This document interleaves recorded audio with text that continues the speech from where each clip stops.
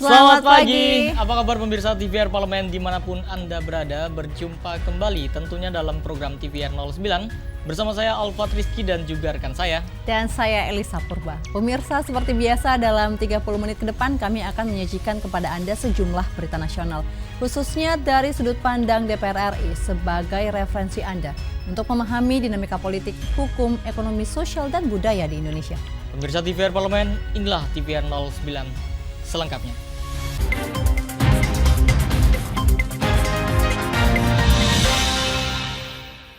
Pemirsa, agar dapat mencapai net zero emission di tahun 2060, Komisi 7 DPR RI menilai pemerintah perlu melakukan transisi secara bertahap agar pasokan listrik di seluruh wilayah Indonesia tidak terganggu. Pemerintah Indonesia mendeklarasikan komitmen pada komunitas global untuk mencapai net zero emissions atau NZE pada tahun 2060. Komisi 7 DPR RI meminta Kementerian SDM RI dan PT PLN sebagai BUMN terbesar di sektor energi berada di posisi terdepan untuk mewujudkan cita-cita besar tersebut.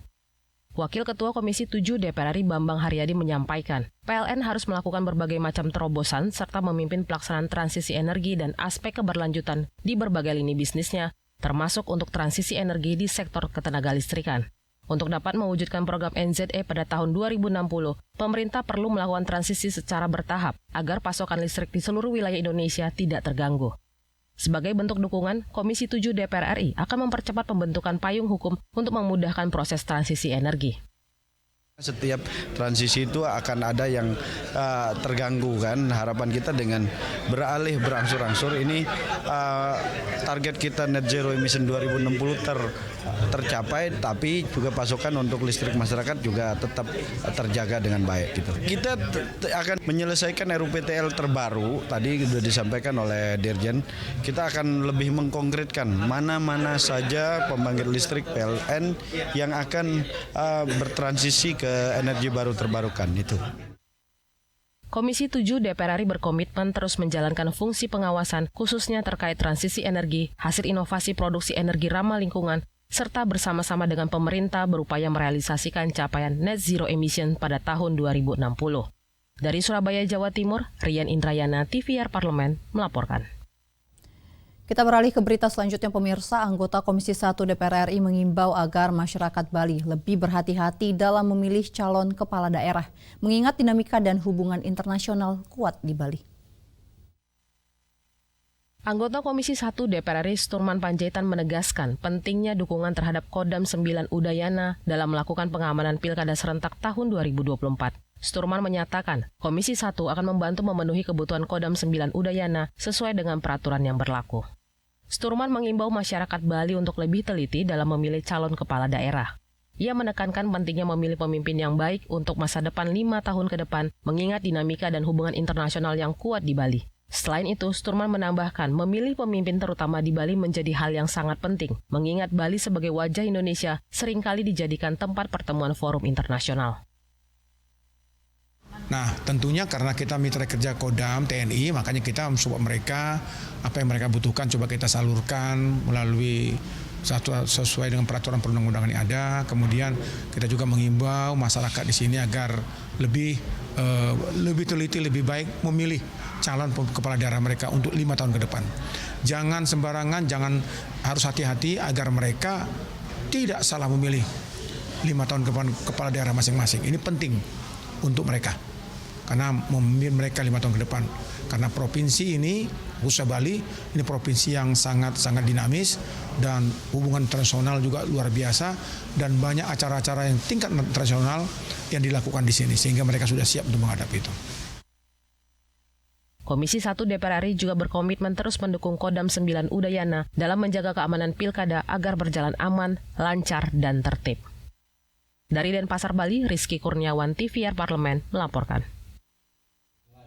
Pemirsa, DPR RI mendorong konsep Blue Economy sebagai komitmen bersama di kawasan Pasifik. Dan informasi selengkapnya usai jeda berikut, tetap di TVR 09.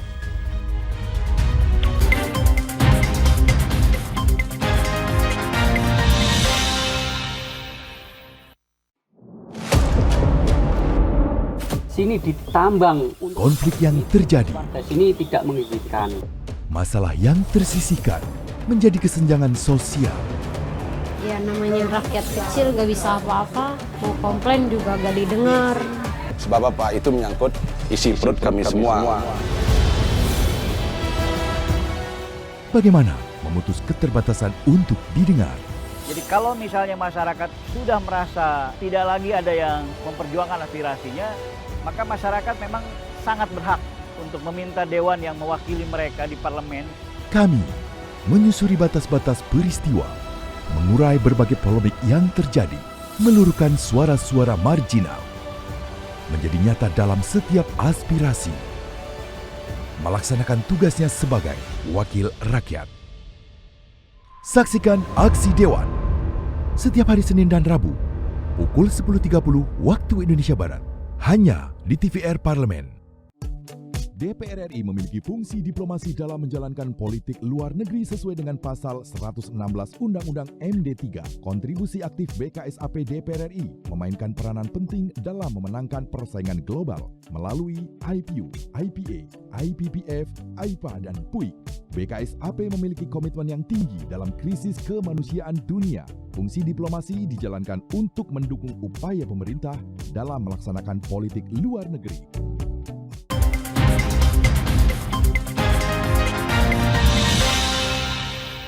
Anda masih menyaksikan TVR 09. DPR RI terus mendorong diplomasi dengan negara-negara Pasifik dalam membangun mutual respect antar negara kawasan Pasifik. Wakil Ketua BKSAP DPR RI Putu Supatmarudana mendorong terbentuknya kerjasama ekonomi dengan negara-negara Pasifik dalam sidang kedua Indonesia Pacific Parliamentary Partnership atau IPPP. Menurut Putu, IPPP tidak hanya membahas isu perbatasan, tetapi juga kerjasama ekonomi dan investasi perdagangan antar negara Pasifik. Menurutnya, peningkatan kerjasama pembangunan ekonomi harus bisa melibatkan unsur masyarakat dan memberikan manfaat ekonomi bagi negara-negara Pasifik. Selain itu, DPR RI juga mendorong konsep Blue Economy sebagai komitmen bersama di kawasan Pasifik. Indonesia sebagai negara superpower kelautan harus dapat meningkatkan potensi ekonomi melalui kekuatan laut yang dimiliki. Mengingat konsep Blue Economy di kawasan negara Pasifik sangat mungkin diwujudkan melalui sidang kedua IPPP. Pembangunan kerjasama ekonomi yang inklusif, bagaimana masyarakat terlibat dan mendapatkan manfaat dari pembangunan kooperasi kerjasama pembangunan ini. Nah, tidak hanya membahas tentang isu-isu tradisional perbatasan, tapi lebih membangun kerjasama misalnya investasi, perdagangan, bagaimana kita mendorong agar kita juga aktif memberikan support capacity building kepada mereka, karena kita banyak punya state-owned companies, BUMN kita, untuk hadir di situ dan bahkan ke depan akan menguntungkan impact banyak hal, bukan saja profit secara ekonomi, benefit hubungan yang baik, yang ujungnya juga akan memberikan respect dari mereka kepada kita untuk territorial integrity atau kedaulatan negara kesatuan Republik Indonesia. Putu juga mendukung pemerintah untuk terus melakukan diplomasi dengan negara-negara Pasifik dalam rangka membangun mutual respect antar negara kawasan Pasifik. Tim Liputan TVR Parlemen melaporkan. Komisi 5 DPR RI menilai diperlukan pembaharuan peralatan dan fasilitas di BMKG Kabupaten Badung yang sudah cukup tua. Mengingat fungsi stasiun meteorologi sangat vital di sektor penerbangan, terutama bagi keselamatan penumpang. Guna mengoptimalkan tugas dan fungsi BMKG Provinsi Bali, terutama dalam menjaga keselamatan penerbangan, Komisi 5 DPR RI mendorong modernisasi peralatan dan fasilitas di stasiun meteorologi Ngurah Rai. Dalam kunjungannya ke BMKG Provinsi Bali, anggota Komisi 5 DPR RI Tamanuri menilai peralatan dan fasilitas di BMKG Kabupaten Badung sudah cukup tua sehingga diperlukan pembaharuan alat yang dilengkapi dengan teknologi yang mutakhir. Mengingat fungsi stasiun meteorologi sangat vital di sektor penerbangan, terutama bagi keselamatan penumpang. Pada prinsipnya adalah melihat kondisi dan situasi BMKG itu sendiri. Sesuai enggak dengan anggaran-anggaran yang kita berikan selama ini. Nah, memang perkembangannya sudah baik lah, akan tapi masih ada barang-barang tua yang digunakan. Nah, jadi ini harapan kita ke depan adalah supaya mana yang sudah tua itu terganti. Kan semua yang diusulkan sama BMKG itu nggak ada yang kita tolak. Nah, jadi harapan kita adalah modernisasi itu supaya betul-betul dilaksanakan, karena semua yang mereka lakukan itu menyangkut nyawa manusia. DPR menggunakan fungsi pengawasannya, mau melihat kondisi yang sebenarnya apa yang sering dilaporkan, apakah benar cocok atau tidak. Lebih lanjut, Tamanuri mengatakan, modernisasi fasilitas dan peralatan di stasiun meteorologi Ngurah Rai diharapkan mampu memberi dampak positif bagi pelayanan penerbangan di Bali, sehingga meningkatkan jumlah wisatawan dan perekonomian di daerah Bali. Halim Amrullah, TVR Parlemen, melaporkan. Pemirsa, Indonesia menjalin kerjasama pendayagunaan lautan dengan negara-negara Pasifik dalam Forum IPPP 2024. Kerjasama ini diharapkan mampu mengoptimalkan pemanfaatan sumber daya laut secara berkelanjutan guna peningkatan sektor ekonomi. Sebagai negara maritim, Indonesia memiliki potensi sumber daya alam kelautan terbesar di dunia. Melalui sidang kedua Indonesia Pacific Parliamentary Partnership atau IPPP 2024 yang diselenggarakan di Jakarta, kerjasama pengelolaan dan pendayagunaan SDA kelautan diharapkan mampu diimplementasikan oleh seluruh negara di kawasan Pasifik. Wakil Ketua BKSAP DPR RI Sukamta menyampaikan, salah satu fokus pembahasan pada pertemuan IPPP yakni terkait kerjasama pendayagunaan lautan. Hal ini dianggap penting karena dengan memberdayakan ekonomi biru yang berbasis kemaritiman, diharapkan mampu mengoptimalkan pemanfaatan sumber daya laut secara berkelanjutan guna peningkatan sektor ekonomi dan menjaga kesehatan ekosistem laut. Karena Pasifik ini lingkungan utamanya adalah pulau-pulau dan lautan, bagaimana kita bekerja sama, berkolaborasi antara Indonesia dengan negara-negara Pasifik ini memberdayakan ekonomi biru yang berbasis pada maritim. Salah satu keluaran dari forum ini nanti adalah ada satu kesepakatan untuk membuat forum ini menjadi lebih rutin, ya semacam caucus atau assembly gitu ya, supaya nanti kita bisa menjadikan ini menjadi satu kalender event, bisa digilir dari satu negara ke negara yang lain. Sidang IPPP kedua ini diselenggarakan pada 25 hingga 26 Juli 2024 yang menjadi simbol ikatan kuat antar negara Pasifik dalam upaya mendorong pembangunan dan kemakmuran negara. Selain forum dialog, seluruh delegasi IPPP juga mengunjungi Institut Pertanian Bogor dan Kebun Raya Bogor. Bondan Imana, TVR Parlemen melaporkan. Pemirsa, perhelatan Pekan Olahraga Nasional ke-21 akan diselenggarakan di Aceh dan Sumatera Utara pada 8 hingga 20 September 2024 mendatang. Pembangunan venue dan wisma atlet di dua provinsi tersebut telah mencapai 75%. Dan informasi selengkapnya kami hadirkan usai jeda, tetaplah di TVR 09.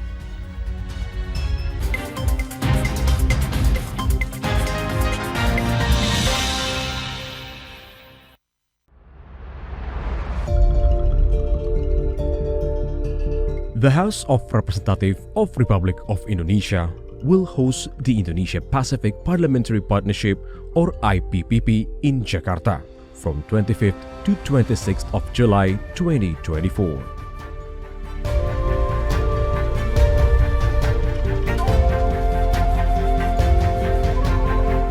The event is initiated in order to enhance the cooperation in managing the marine resources, which drain over 70% of the sovereignty.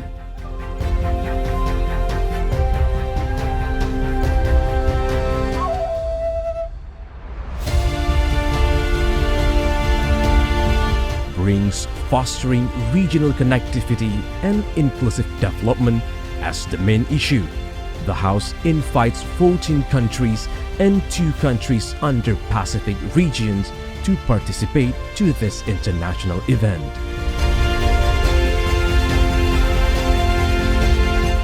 IPPP seeks to reinforce interparliamentary collaboration in connectivity and inclusive development in the Pacific region.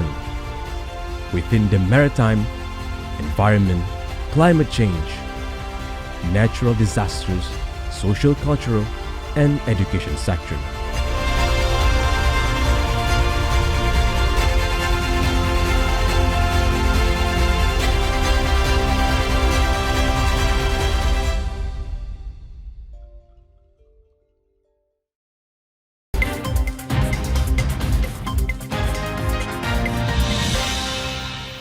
Anda kembali menyaksikan TVR 09.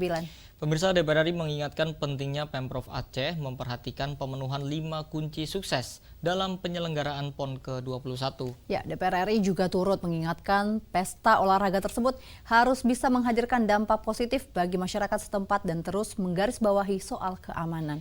Saksikan liputan mendalam yang telah dihimpun oleh tim redaksi TVR Parlemen dalam segmen Lensa Parlemen berikut ini.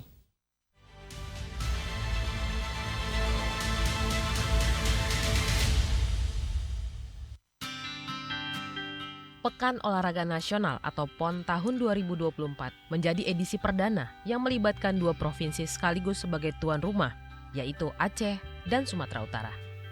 PON ke-21 ini akan diselenggarakan pada 8-20 September 2024. Kedua provinsi telah menyiapkan diri untuk menyediakan venue dan wisma atlet. Aceh akan menjadi tuan rumah bagi 33 cabang olahraga atau cabur yang mempertandingkan 42 disiplin dan 510 nomor pertandingan. Sementara di Sumut akan digelar 34 cabur pada 46 disiplin dan 528 nomor. Komisi 10 DPR RI optimis PON di Aceh dan Sumut berjalan lancar sesuai rencana dan sukses. Iliza Sahadudin mengapresiasi persiapan PON di Aceh telah berjalan cukup baik dan tidak menemui banyak kendala. Pembangunan venue telah mencapai 75%. Iliza pun optimis pembangunan sisa venue akan selesai tepat waktu. Sementara itu, venue yang sudah selesai perlu diuji coba untuk memastikan keamanan dan kenyamanan atlet saat bertanding. Apa yang sudah direncanakan betul-betul planningnya berjalan dengan baik dan PON itu bisa sukses, bukan hanya sukses di dalam pelaksanaan tapi juga pasca setelah selesai PON.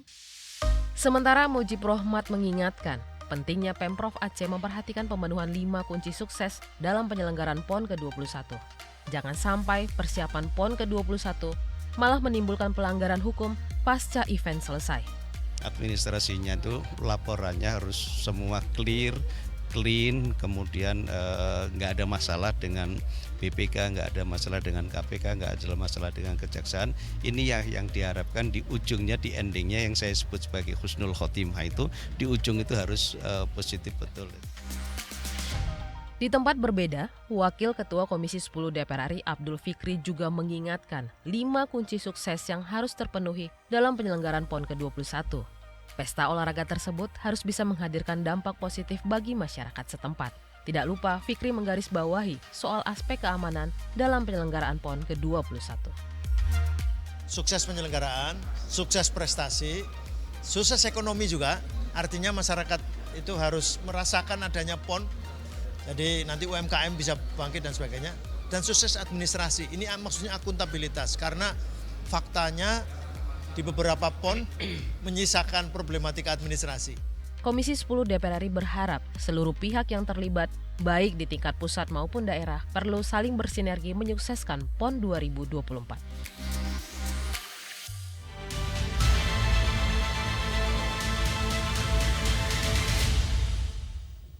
Pemirsa, Masjid Nabawi merupakan masjid bersejarah dan menjadi salah satu tempat suci bagi umat Islam.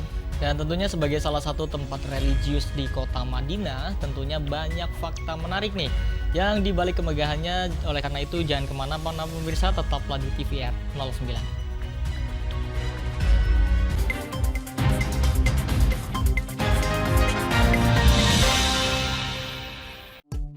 DPR RI memiliki fungsi diplomasi dalam menjalankan politik luar negeri sesuai dengan pasal 116 Undang-Undang MD3. Kontribusi aktif BKSAP DPR RI memainkan peranan penting dalam memenangkan persaingan global melalui IPU, IPA, IPPF, AIPA, dan PUIK. BKSAP memiliki komitmen yang tinggi dalam krisis kemanusiaan dunia. Fungsi diplomasi dijalankan untuk mendukung upaya pemerintah dalam melaksanakan politik luar negeri. Selamat datang di Biro Pemberitaan Parlemen. Anda memasuki kawasan zona integritas menuju wilayah bebas dari korupsi atau WBK dan wilayah birokrasi bersih dan melayani atau WBBM. Biro Pemberitaan Parlemen berkomitmen penuh untuk mewujudkan wilayah bebas korupsi dan wilayah birokrasi bersih dan melayani. Komitmen kami, pejabat dan jajaran memiliki komitmen tinggi untuk mewujudkan WBK dan WBBM melalui reformasi birokrasi, khususnya dalam hal pencegahan korupsi dan peningkatan kualitas pelayanan publik. Kedua, bebas dari korupsi dengan terwujudnya wilayah bebas korupsi atau WBK, yang artinya bebas dari KKN, gratifikasi dan dari segala bentuk pungutan liar atau pungli. Terakhir, pelayanan prima dengan terwujudnya wilayah birokrasi bersih melayani, yaitu dengan meningkatnya kualitas pelayanan publik dan tercapainya kepuasan masyarakat terhadap pelayanan.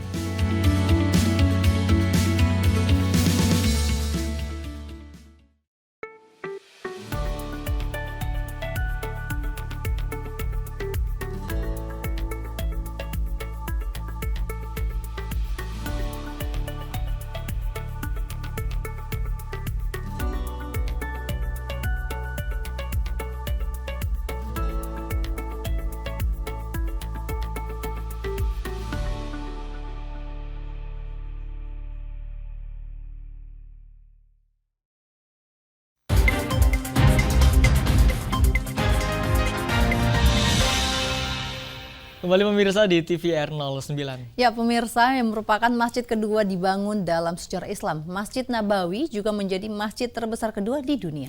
Dan sebagai salah satu pusat spiritual dan memiliki sejarah yang penting bagi umat Islam, tentunya banyak fakta menarik di dalamnya. Mulai dari arsitekturnya, makna spiritual hingga sejarah yang mendalam.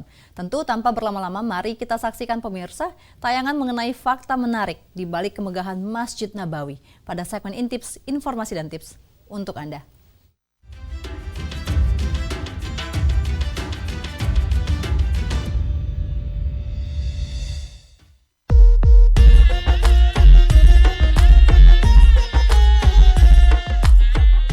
Muslim mana yang tidak ingin menginjakan kakinya di salah satu masjid paling bersejarah di dunia, yaitu Masjid Nabawi.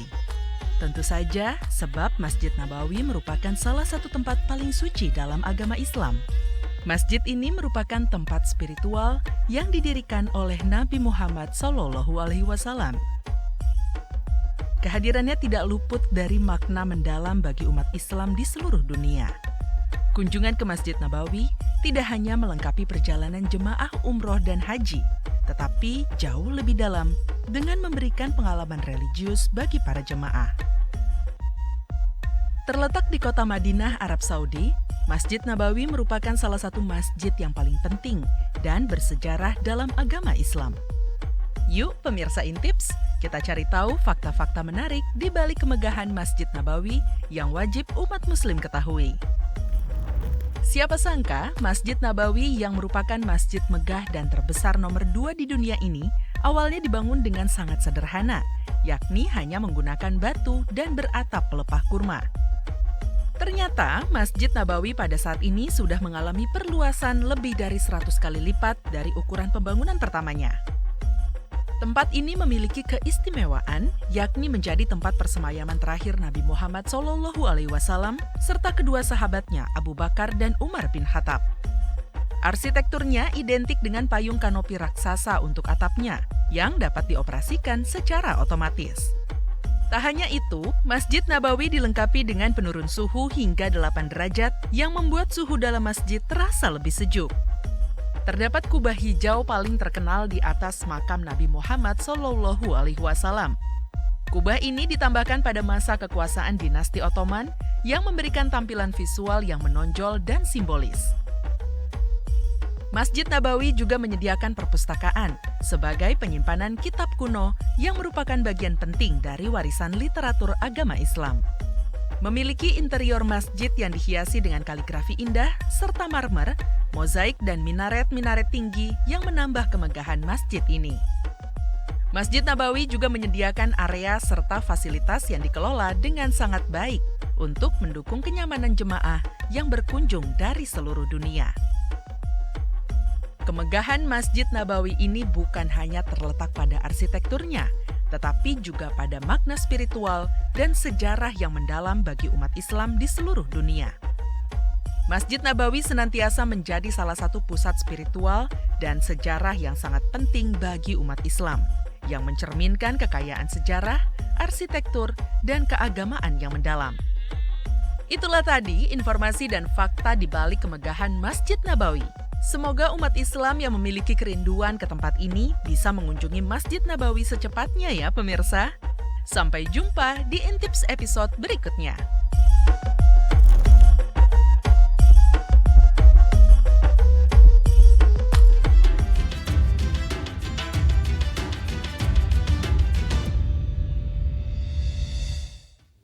Dan pemirsa, informasi tadi sekaligus menutup jumpa kita pagi ini. Di penghujung acara kami informasikan kepada Anda bahwa saat ini DPR RI sedang memasuki masa reses. Seluruh anggota Dewan kembali ke daerah pemilihannya masing-masing, melaksanakan fungsi representasi DPR, menyerap, menindaklanjuti, dan memberikan pertanggungjawaban kepada konstituen di daerah pemilihannya. Dan pemirsa, meskipun sedang masa reses, sejumlah agenda serta program DPR RI lainnya tentu masih dapat Anda saksikan secara langsung di TVR Parlemen. Anda dapat mengaksesnya di tvrparlemen.dpr.go.id. Dan pemirsa, demikianlah TVR 09 edisi pagi ini. Kami segenap kru TVR Parlemen yang bertugas tentunya mengucapkan terima kasih telah menyaksikan. Saya Elisa Purba, juga rekan saya Salvat Rizky. Pemirsa, sampai berjumpa kembali di TVR 09 selanjutnya. TVR Parlemen, referensi Indonesia.